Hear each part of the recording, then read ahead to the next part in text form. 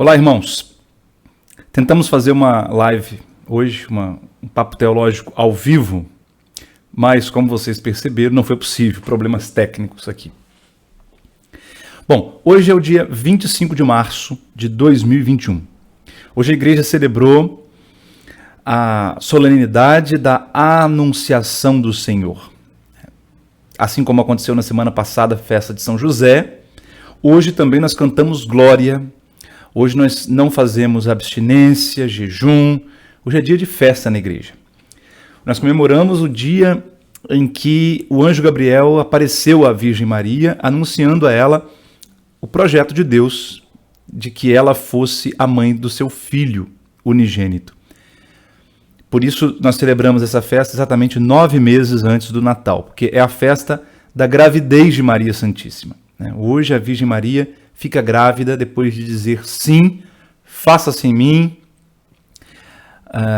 Ela ficou grávida por obra do Espírito Santo, sem a participação do sêmen masculino.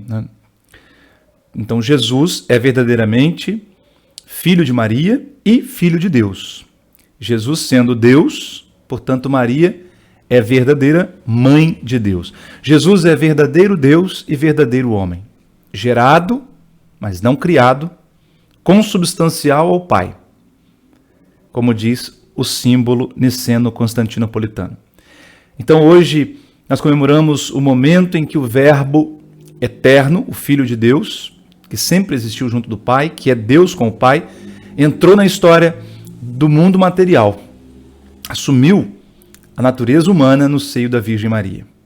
Bendito seja Deus por esse grande mistério de amor. E nós em cada missa encenamos liturgicamente, sacramentalmente esse mistério. No momento do ofertório, na preparação das oferendas, o sacerdote, ou se houver o diácono, preparando o cálice, coloca vinho no cálice e uma gotinha de água. O vinho representa ali a natureza divina de Cristo. E aquela gotinha d'água é a natureza humana que ele assumiu. Quer dizer, a natureza divina recebeu, assumiu a natureza humana, uniu-se à natureza humana. Então, aquela gotinha de água representa esse mistério que nós chamamos na teologia de união hipostática. Quer dizer, hipóstase significa a pessoa do Verbo, pessoa do Filho de Deus, que se uniu à natureza humana. A pessoa já era de natureza divina, eternamente, e nesse ponto da história, portanto hoje, assume também a natureza humana. Então, ali na missa, todos nós estamos ali naquela gotinha de água que o sacerdote ou o diácono coloca no cálice. Portanto, o que é consagrado, que é transformado em Cristo na Eucaristia, é a nossa natureza humana. Nós estamos ali também, representados naquela gota d'água. Então, bendito seja Deus. Vamos deixar que esse mistério da anunciação do Senhor, a encarnação do Verbo, tome toda a nossa vida e não deixe nossa fé esmorecer. Aguente firme, meu irmão. Nós estamos passando por dias muito difíceis. A pandemia, nós achávamos que nessa Semana Santa já estaria bem mais leve, suave, para podermos celebrar com o nosso povo. Infelizmente, a pandemia está nos colocando muito medo ainda. Claro, medo humanamente falando, mas nós confiamos em Deus. Nossa vida está nas mãos de Deus. Então, devemos fazer o possível para celebrar bem a nossa Semana Santa. É sobre isso que nós vamos falar, então, hoje aqui, nesse Papo Teológico número 7. Então, algumas pessoas têm me perguntado, primeiro sobre o sacramento da confissão, a penitência. E agora? Fechou tudo, não é possível mais em muitas paróquias se confessar. Muita gente deixou para se confessar na época da Semana Santa. Eu sempre digo, não deixe para depois o que você pode fazer hoje. Até porque a gente não sabe quando a morte vem. Então a gente tem que estar preparado todo instante para comparecer diante do tribunal de Cristo. Não devemos adiar a confissão. Podendo confessar hoje, por que eu vou deixar para confessar o mês que vem? Então aí está o exemplo. Quem deixou para confessar na Semana Santa, provavelmente vai ter dificuldades. Vamos ver como é que vão ser os próximos dias. Se for possível se confessar, pode confessar, mas se você não tiver condições, se for proibido, ou se você preferir, por causa da pandemia, ficar em casa, a igreja já disse isso ano passado, a Santa Sé, né, Santo Padre o Papa, que durante a pandemia, por razões das medidas restritivas, não peca quem deixar de se confessar. Mesmo que já tiver mais de um ano sem se confessar, faça um exame de consciência, faça um ato de contrição perfeita, né, arrependimento sincero diante de Deus, com o compromisso de se confessar assim que possível. Então você não é obrigado a se expor ao risco de uma contaminação para poder se confessar, para poder cumprir o segundo mandamento da igreja. Basta você, se assim preferir, fazer o seu arrependimento e o voto diante de Deus de se confessar assim que possível. Tá certo? Não precisa, portanto, se preocupar com isso. E se você não puder ir à igreja domingo de Páscoa? Aqui no estado do Espírito Santo, o governador hoje já decretou a extensão da quarentena até o domingo de Páscoa. Portanto, muita gente pode preferir não ir, ou muitas paróquias podem preferir não abrir no domingo de Páscoa. E aliás, eu falei antes que era o segundo mandamento, mas é o terceiro, porque o segundo mandamento diz comungar pelo menos na Páscoa da ressurreição, né? Não, esse é o terceiro. Confundi tudo. Primeiro mandamento, participar de missa inteira, domingos e festas de guarda. Segundo mandamento, confessar-se ao menos uma vez ao ano. Terceiro mandamento, comungar pelo menos na Páscoa da ressurreição. Quarto mandamento, jejuar e abster-se de carne quando manda a Santa Mãe Igreja. Quinto mandamento, pagar o dízimo conforme o costume. Os 5 mandamentos do católico, né? Quem é católico deve cumprir esses 5 mandamentos. Então, eu fiz essa confusão aí, mas você entendeu. E aí, o terceiro mandamento. Como é que eu vou cumprir o terceiro mandamento se eu não puder ir à igreja domingo de Páscoa? Também é a mesma coisa. Faça sua comunhão espiritual. Participe da Santa Missa pela TV, ou pela internet, ou pela rádio, ou, pelo menos, faça sua oração em casa no momento de uma missa, unindo-se espiritualmente àquela missa que está sendo celebrada. Certo? Bom, muitas pessoas também têm perguntado sobre como confessar. Por incrível que pareça, tem muita gente que não sabe confessar, né? E eu entendo perfeitamente isso, porque são pessoas que ficaram muitos anos sem se confessar, não tiveram a prática, não tiveram uma catequese sobre como se confessar. Então, eu vou dizer rapidamente como se preparar para uma confissão. Primeiramente, fazer um bom exame de consciência. Não vai me chegar lá diante do padre dizendo, o que será? Eu não sei. Será que eu pequei? Não. Pelo amor de Deus. Faça seu exame de consciência antes. Se quiser, pode anotar, desde que seu esposo ou sua esposa não vejam, né, que não vai pegar bem. Bom, faça um bom exame de consciência. Gente, exame de consciência não é olhar assim, deixa eu ver se alguma coisa está me incomodando. Muita gente vai falar, padre, o que está me incomodando? Não, meu irmão. A gente não deve confessar só o que está incomodando. Pelo contrário, às vezes o pecado não está incomodando nada. E esse é o problema. Nós estamos gostando de estar no pecado. Então você não tem que olhar só o que está te incomodando, né? Você tem que olhar, confrontar sua vida com a palavra de Deus, a palavra da igreja, né? Os 10 mandamentos da lei de Deus, os 5 mandamentos da igreja, né? Os 7 pecados capitais, e ver em que eu estou pecando, em que eu não estou sendo um bom cristão, um bom discípulo de Jesus. E confessar isso ao sacerdote, né? Não seja minimalista na confissão. Minimalista, que eu quero dizer aqui, é aqueles que falam assim, não, eu não matei, eu não roubei, né? Tem muita gente que vai se confessar e diz um pecado apenas. A pessoa chega e já fala, tem, 5 anos que eu não me confesso. Ok. Que bom. Seja bem-vindo de volta, né? Eu sempre digo. E aí a pessoa fala, 5 anos que eu não confesso, e eu confesso que eu pratiquei, o sexo antes do casamento, a fornicação. Ponto. E eu digo, mais o quê? Não, só isso. Em 5 anos você só cometeu um pecado mortal? Parabéns para você. É bem provável que não seja só isso. Então você não é para dizer só o mais grave. O sacramento da penitência é um banho espiritual. É como se você Se você fizer isso que eu falei agora, é como se você fosse tomar um banho e lavar só os pés. Os pés estão mais sujos. Não dá, né? Tem que confessar todos os pecados mortais, né? Não só aquele que você acha que é mais grave. Porque aí que está a questão. Na confissão, quem diz o que é mais grave ou não é Deus. Se nós fôssemos basear a nossa vida espiritual no que nós achamos ou deixamos de achar que é grave, né, ninguém nem confessaria mais, provavelmente. Então, é o que a Bíblia diz que é pecado. Ah, mas eu não acho que isso seja pecado grave. Meu irmão, você não tem que achar nada. Você tem que ser humilde e confrontar a sua vida com a palavra de Deus e deixar que ela corte na sua carne. A carta aos Hebreus diz que a palavra de Deus é uma espada de dois gumes. Ela penetra até a divisão entre alma e espírito. Ela penetra até a medula, né? Quer dizer, ela vai profundamente na nossa vida. E nós precisamos deixar que a palavra de Deus haja na nossa consciência e nos revele o pecado. Jesus diz em João capítulo 8, o Espírito Santo é aquele que convence o mundo sobre o pecado. Porque o mundo acha que nada é pecado, e nós todos estamos contaminados por essa ideologia satânica, diabólica.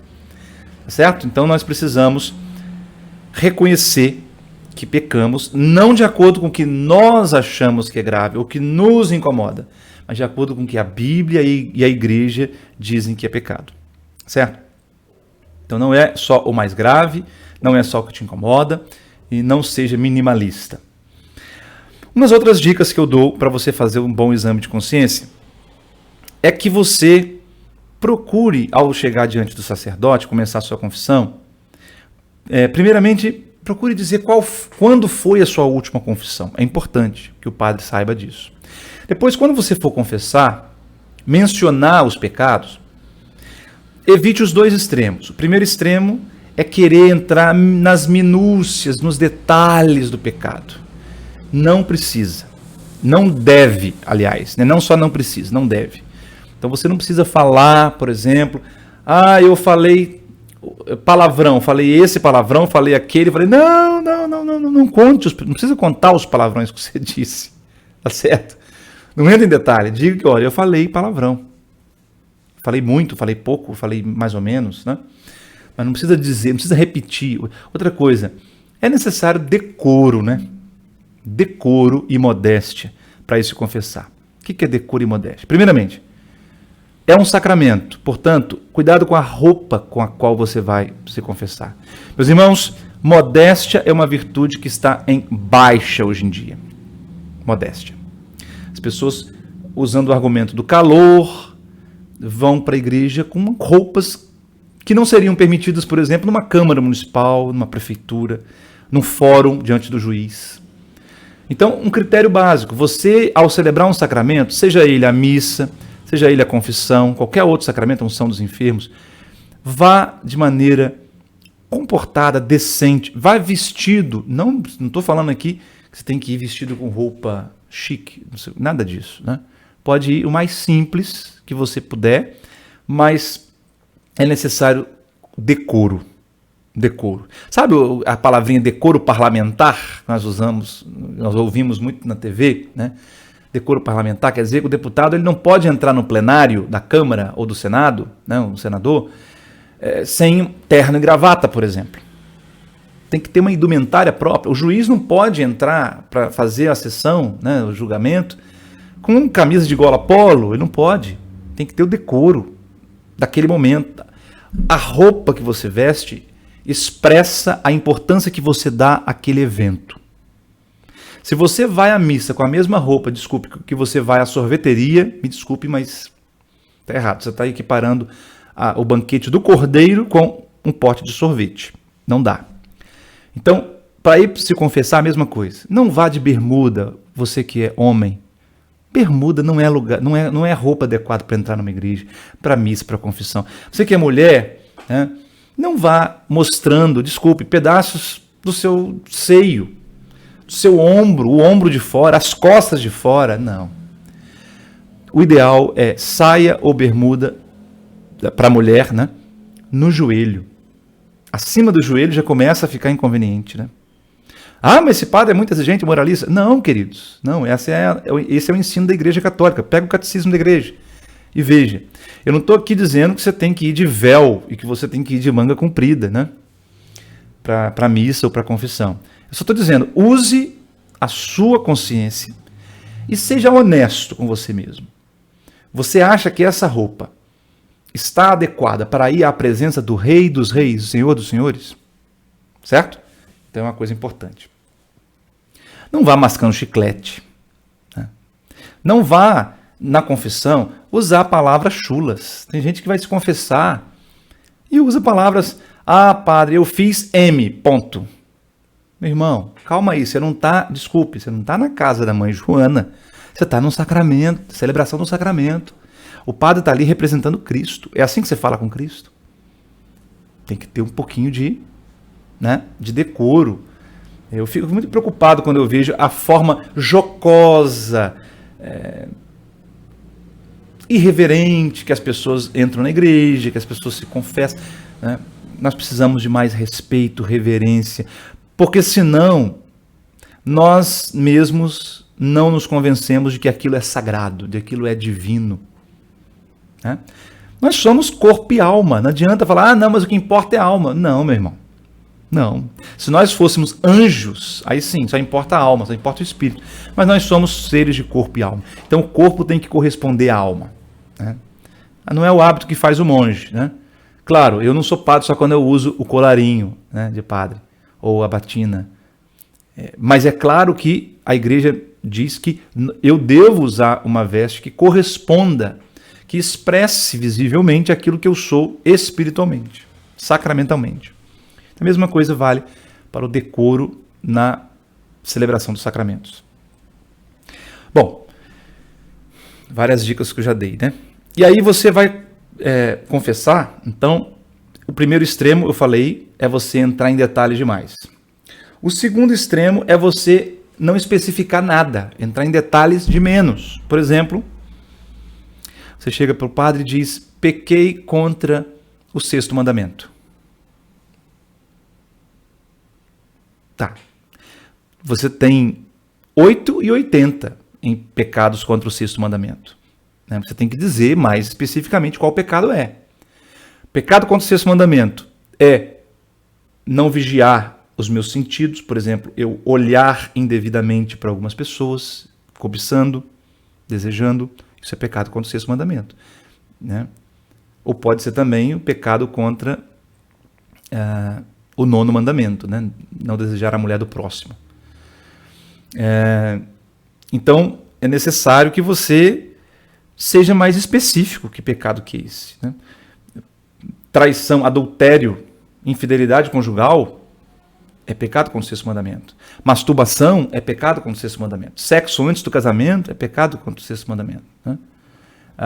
Pornografia, assistir pornografia é pecado contra o 6º mandamento. Né? Então, não dá para você simplesmente dizer pequei contra o 6º mandamento. Você tem que dizer mais concretamente. Agora, ao dizer mais concretamente, né, você tem que dar nome. É masturbação, é adultério, é fornicação. Você tem que saber o que é o que, né? Precisamos conhecer as palavras do vocabulário de uma boa confissão. É importante, se você achar necessário, mencionar, não precisa dizer quantas vezes, né? Já ouvi confissões de pessoas que falam assim, por exemplo, eu desobedeci pai e mãe 3.485 vezes. Como? Você tem uma calculadora, você fica marcando? Não, eu joguei no bicho assim, eu chutei, mais ou menos. Não, aí também é demais. Também não precisa ser assim, né? Bom senso, né, gente? Você vai confessar uma vez por ano, por exemplo, e você diz, pequei contra a castidade, pratiquei masturbação. Olha, uma coisa é você, em um ano, praticar uma vez, 2 vezes a masturbação. Outra coisa é você dizer que todos os dias você se masturba 2 vezes. Está vendo a distância de uma para outra? A gravidade, a circunstância. Então é necessário que você especifique mais para o sacerdote saber a gravidade do pecado. Para que o sacerdote possa, primeiro, dar uma penitência, uma satisfação adequada para o seu pecado e dar, se for necessário, um conselho para te ajudar a vencer, a superar aquele pecado. Né? Então é necessário que você especifique um pouco melhor. Não precisa entrar nem em detalhes demais, mas também não deve entrar em detalhes de menos. Tá certo? Bom, outra coisa importante, né? Se você vai se confessar, você tem que estar arrependido daqueles pecados. Senão não adianta confessar. Não vá se confessar se você não estiver disposto a parar de cometer aquele pecado. Por exemplo, eu confesso que eu cometi adultério, eu traí minha esposa, me separei e estou com outra pessoa. Estou vivendo em adultério. Você promete que vai, a partir de agora, não mais ter relação sexual com essa mulher que não é a sua esposa diante de Deus? Não posso prometer isso. Então não vem confessar. A confissão não é para pessoas que estão numa situação de pecado. A não ser que a pessoa esteja realmente decidida e ainda não tenha conseguido romper, mas está buscando forças em Deus para romper com o pecado. Aí sim. Agora, se a pessoa diz, eu vou continuar na situação de pecado, então não pode receber absolvição, entende? A pessoa que diz, por exemplo, eu tenho relações sexuais com a minha namorada, com o meu namorado. Bom, você está disposto a não cometer mais? Não, vou continuar cometendo. Então não vai confessar isso. E aí, detalhe, se tem um pecado que você não pode confessar, não adianta você confessar nenhum. Não existe absolvição 50%, 80%. Eu absolvo 80% dos teus pecados. Não existe isso. Porque nós somos uma coisa inteira diante de Deus, né? Então, se você não estiver arrependido de cada um e de todos os seus pecados, disposto a não mais cometê-los, infelizmente, o padre não pode te dar absolvição. Tá certo? Bom, e o tema do nosso papo teológico eu não falei ainda, né? O tema é: durante a tribulação, aguente firme. Né? Meus irmãos, nós vamos provavelmente passar mais dias com igrejas fechadas. Né? Vamos aguardar aí os decretos que os nossos bispos, que os nossos governantes vão dar, mas tem muita gente angustiado, tem muita gente chateado, né, porque nós vamos ter mais uma Semana Santa sem poder ir à igreja, etc. E muitas comunidades estão preocupadas realmente porque as pessoas estão afastadas, estão desanimadas. Então, a minha palavra para você é o seguinte: primeiramente, aguente firme. Jesus disse: quem permanecer fiel até o fim será salvo. Então nós precisamos aproveitar essa pandemia como uma provação para a nossa fé. Não estou dizendo que Deus enviou a pandemia para provar a nossa fé, mas eu estou dizendo sim que nós podemos e devemos aproveitar essa pandemia para provar a nossa fé, fazer dessa pandemia uma provação à nossa fé. O cardeal vietnamita Van Thuan foi um cardeal morto em 2004. Ele foi arcebispo de Saigon, no Vietnã, e quando ele foi nomeado bispo, o governo comunista do Vietnã não aceitou e ele foi preso. Ele ficou 13 anos na cadeia. 13 anos. Sem ter cometido qualquer crime. O cardeal Van Thuan escreveu um livro contando a experiência dele nesses 13 anos. E alguns períodos ele ficou realmente trancado numa cela minúscula. Ficou muito tempo em solitária, né, uma cela sozinho, sem a luz do sol e tal.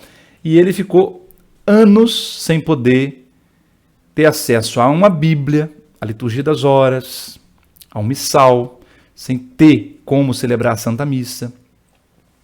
E ele, nesse livro, ele nos ensina, né, claro, numa situação muito mais difícil do que todos nós, mas ele nos ensina do que a fé é capaz.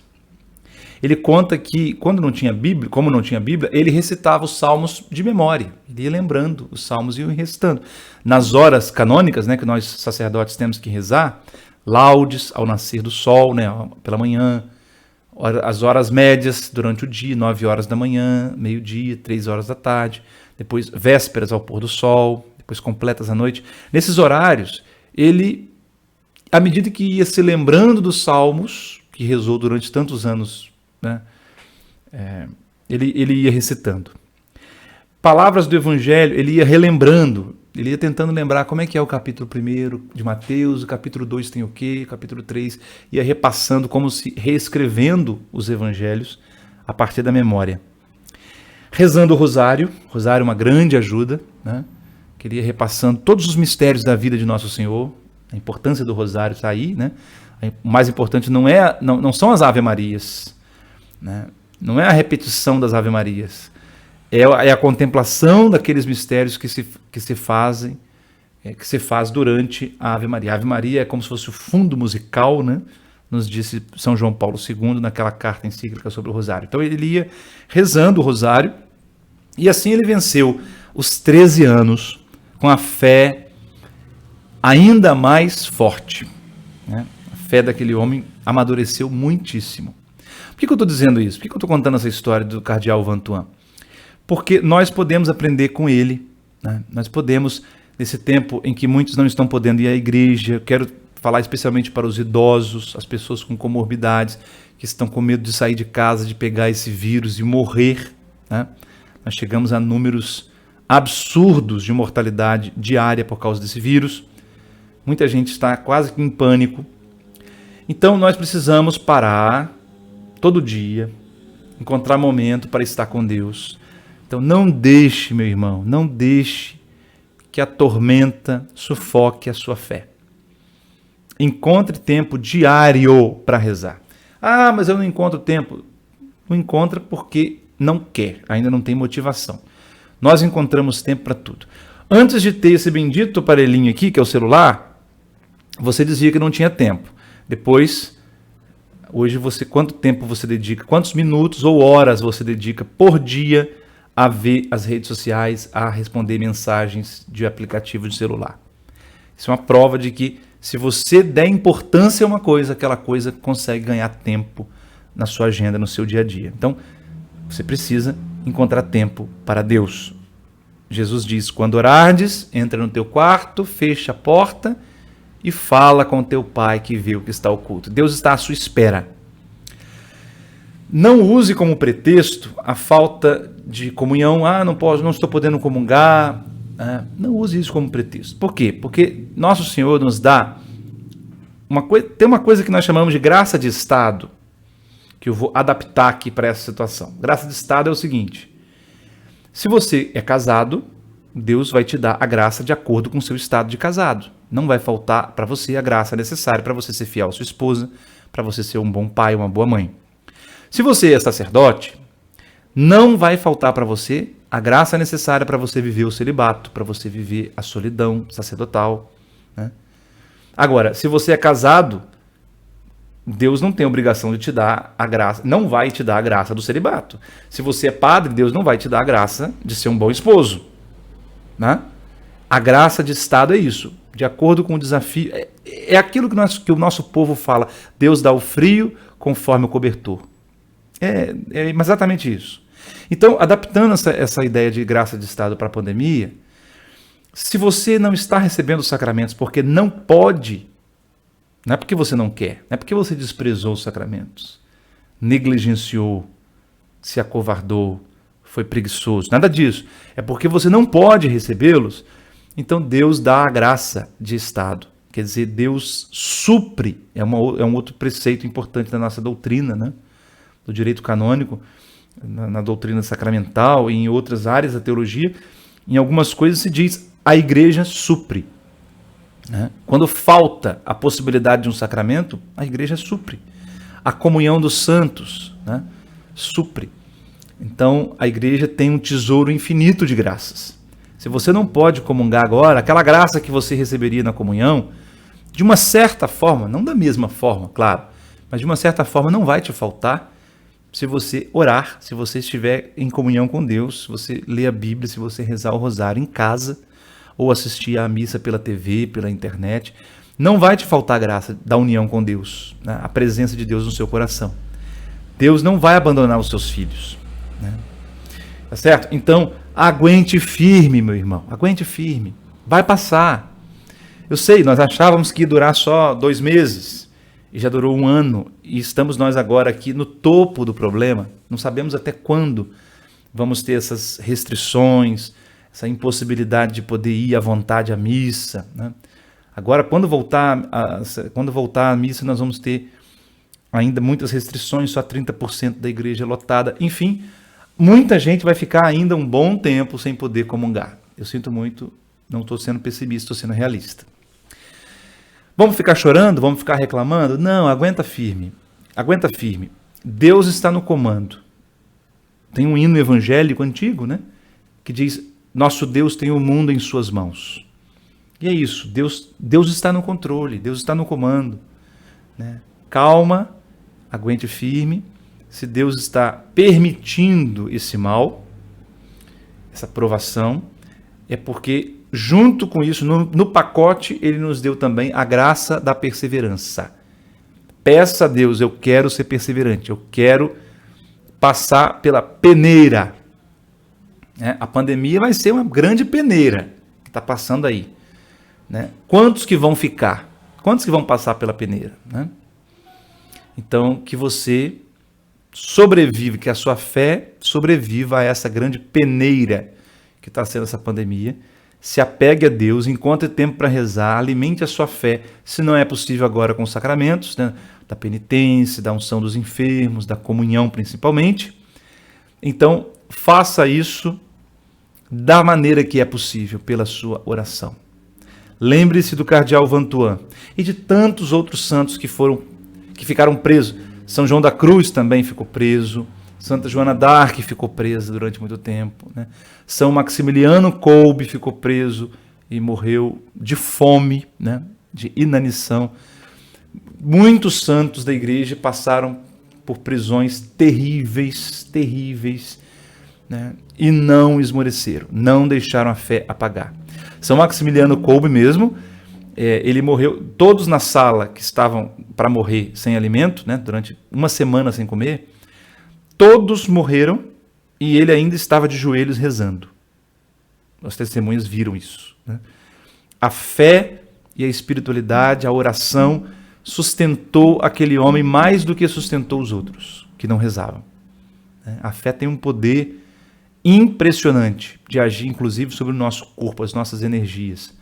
Então, use a sua fé. Para de ficar reclamando, que reclamar não adianta nada. Para de ficar maldizendo, né, amaldiçoando a situação, polemizando, politizando tudo. Não, calma. Volte-se para Deus. Olhos fixos no Senhor. Né? Não fique vendo só jornal o dia inteiro, não, porque senão você se deprime. Cuidado com a sua saúde mental, meu irmão. Né? Não pode ser alienado ficar sem ver jornal, mas também ficar o dia inteiro bisbilhotando de telejornais para ficar apavorado também não ajuda, né? Leve a sério as medidas restritivas, cuide da sua saúde, fique em casa, mas não entre no modo desespero, porque nós cristãos não temos o direito de desesperar. Por quê? Porque nós cremos num Deus que está no comando. Nós cremos que a nossa vida foi entregue a Deus. Essa vida pertence a Ele. Ele pode dispor da nossa vida, como Ele bem entender. Então, não há motivo para desespero para nós. Aguente firme. Você que está passando por um momento difícil na sua vida financeira, está desempregado, seu comércio não está podendo funcionar. Eu me solidarizo, a igreja se solidariza com você. Sabemos que você, durante esse tempo, não pode dar o seu dízimo, né? E é compreensível. Se você precisar de ajuda, procure a igreja. Se você precisar de alimento, de ajuda para pagar uma conta, procure ajuda. A igreja pode te ajudar, os irmãos da sua comunidade podem te ajudar, né? Mas aguente firme, vai passar. A humanidade já passou por situações muito piores do que essa. Imagine, ainda tem gente viva hoje que viveu a Segunda Guerra Mundial. Aqui no Brasil não foi nada demais, mas imagine na Europa, saber que a sua cidade está sendo bombardeada, invadida por aviões nazistas, que estão jogando bomba em cima da sua cidade. Imagina que desespero, né? Soar o alarme, você tem que correr para um buraco e se esconder lá por dias para se proteger de bombas, o medo de bombas atômicas que havia, né? Situações terríveis, pessoas que quando saíam daqueles buracos, daqueles bunkers, né, a cidade não existia mais, tudo destruído, tem que começar tudo do zero, tá certo? Terremotos, né? Pessoas que passaram por catástrofes como a tsunami no ano 2001, né? A pandemia não é o pior dos males, não, tem coisas piores, por incrível que pareça, tem coisas piores. E a humanidade não acabou por causa disso. Então vamos confiar em Deus, vamos botar um olho no jornal e o outro na Bíblia, né? E cuidar da nossa vida espiritual. E cuidando da vida espiritual, nós estamos cuidando também da nossa saúde psicológica. Deus abençoe você. Obrigado pela sua paciência, pela sua assistência. E até o próximo Papo Teológico.